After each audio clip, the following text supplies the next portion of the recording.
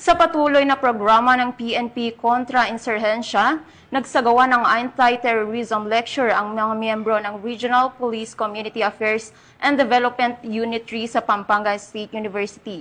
Patrolwoman Dixon Reyes sa Weran, ibalita mo.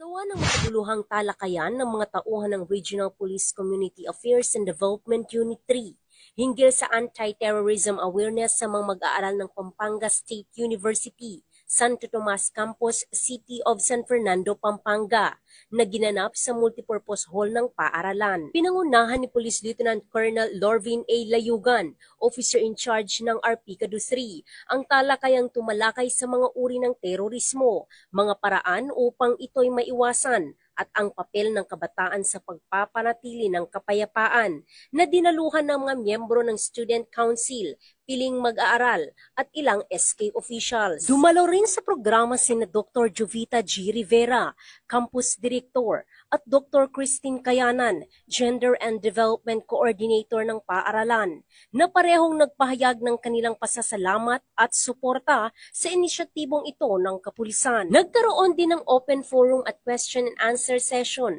kung saan aktibong nakibahagi ang mga mag-aaral, nagbahagi ng kanilang mga katanungan at opinyon at ipinakita ang kanilang interes sa isyong tinalakay. Layunin ng programa na palawakin ang kamalayan ng kabataan sa banta ng terorismo at bilang patunay ng ating kapulisan ay hindi lamang tagapagpatupad ng batas, kundi kaagapay sa pagbubog ng responsableng mamamayan.